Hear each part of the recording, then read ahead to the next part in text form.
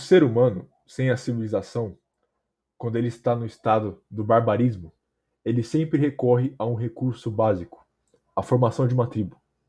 O tribalismo é um dos instintos naturais do ser humano, porque a formação de uma tribo é essencial para a sobrevivência do ser humano.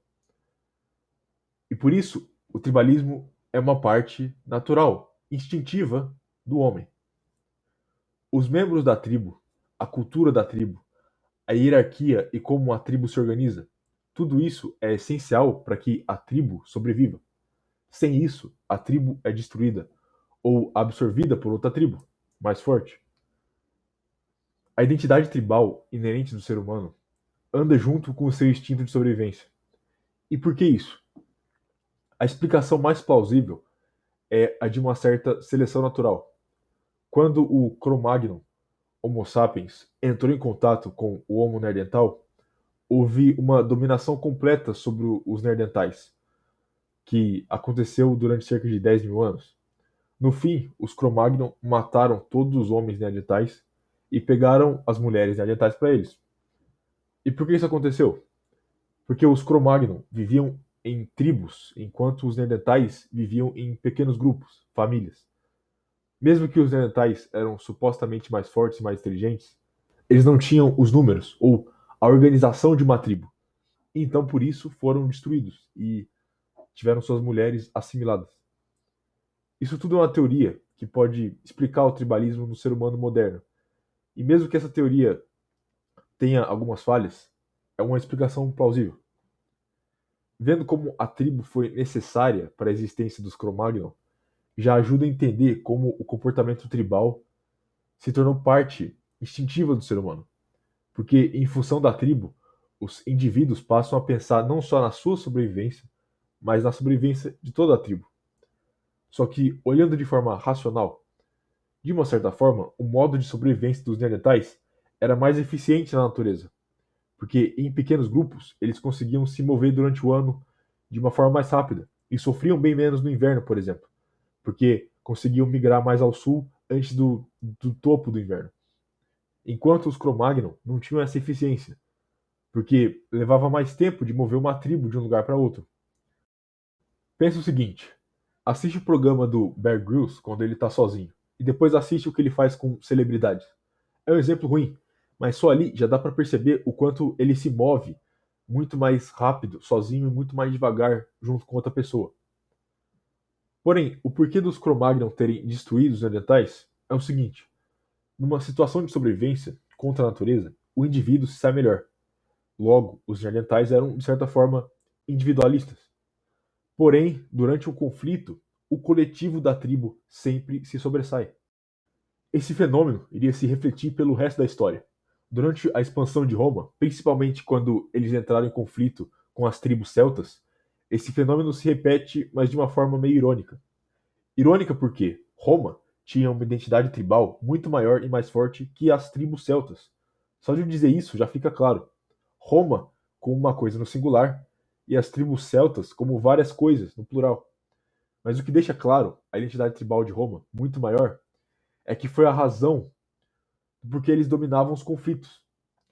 Isso se resume numa só frase: os celtas eram guerreiros, os romanos eram soldados. Veja bem, como os neandertais eram mais eficientes na sobrevivência individual, os guerreiros são mais eficientes no combate individual. Porém, o soldado, ele luta em grupo, ele luta com um objetivo junto com outros soldados. Os celtas eram guerreiros, eles treinavam o combate individual desde pequeno. Era uma cultura que valorizava bastante o duelo entre indivíduos. Os romanos eram soldados, eles treinavam para lutar dentro de um coorte, de uma unidade, escudo com escudo. Por isso, nas batalhas de Roma contra os celtas, era o exército romano contra guerreiros celtas. Roma era a tribo, os celtas eram indivíduos. O guerreiro luta por si mesmo, para superar seu adversário. O soldado luta pela sobrevivência do seu companheiro do seu lado. E ele vai fazer o mesmo. Num duelo, o guerreiro destruiria o soldado, mas em grupo, o soldado sobrevive. Ele se sobressai. Roma começou a ter dificuldade quando enfrentou as tribos germânicas, que se uniram e desenvolveram uma identidade tribal parecida com a de Roma. Eles criaram a identidade do povo germânico, isso para combater Roma. E quando Roma cai, você poderia dizer que ela cai por ter perdido a sua identidade tribal. Quando o império se expande tanto que qualquer indivíduo de qualquer cultura, de qualquer tribo, pertence a Roma, então ninguém realmente pertence a Roma. A identidade romana é destruída. A tribo de Roma é destruída. E nas ruínas de Roma surgem novas tribos. Tribos essas que depois seriam chamadas de reinos. E continuando na história do homem, o tribalismo continuou tendo um grande impacto. Você pode dizer que os reinos da Idade Média e depois as nações do mundo moderno eram como as tribos do mundo antigo. Mas a tribo não pode ser algo massivo. A tribo existe por uma identidade compartilhada. Quando uma tribo é criada por uma identidade compartilhada fraca ou muito abrangente, a tribo se torna fraca. Isso seria o tribalismo moderno, onde surgem tribos, por exemplo, que a identidade é o que o indivíduo consome. Por exemplo, se ele consome um tipo de música, ele se junta à tribo que consome aquele tipo de música. Como qualquer um que consumir aquilo, então pode se juntar àquela tribo, não é? Isso seria apenas uma simulação de uma tribo, não uma tribo real. Mas o fato de existir esse tribalismo já mostra esse instinto do ser humano. Outro exemplo de tribalismo moderno seria o tribalismo por ideologia política. O indivíduo se identifica tanto com uma ideologia, ou pior, um partido político, que entra em conflito com todos aqueles que vão contra a ideologia ou o partido. Eles atrelam uma identidade tribal, por vezes até defender um político. Político esse que estaria numa posição hierárquica maior dentro da tribo, ou melhor, dentro do partido. Outro exemplo de tribalismo moderno são brigas de torcida em esportes, onde a identidade na tribo é resumida à cor da sua camiseta, o time que você torce. Enfim, existem vários exemplos desse falso tribalismo moderno. E é porque, como eu disse antes, a formação de uma tribo faz parte do instinto do homem.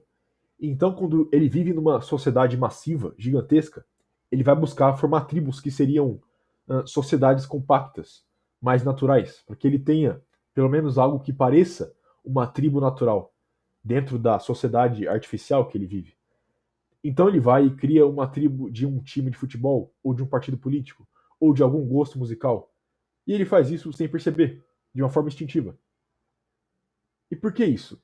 Primeiro, porque ele foi extirpado de um senso real de identidade.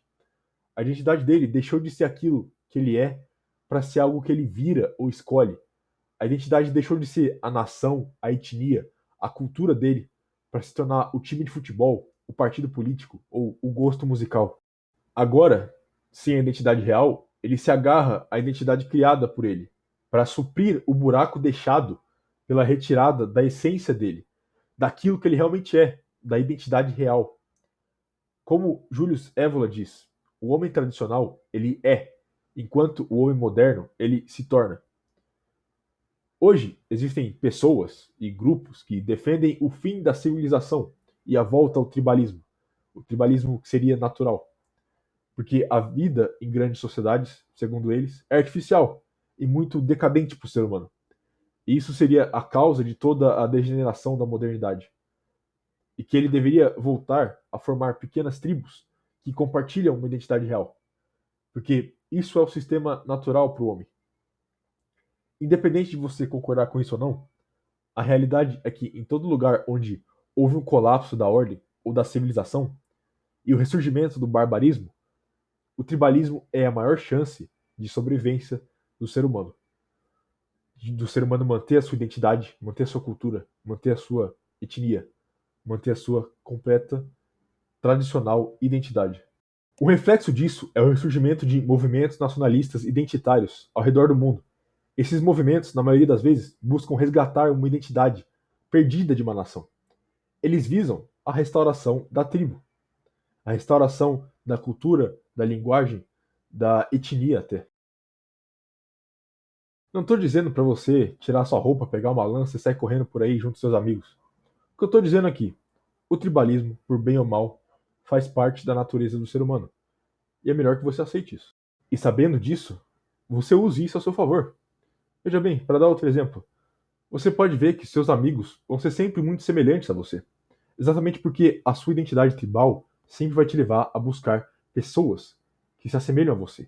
Pode ser por aparência, pode ser por gosto, pode ser por personalidade. Mas o tribalismo sempre vai fazer parte do ser humano.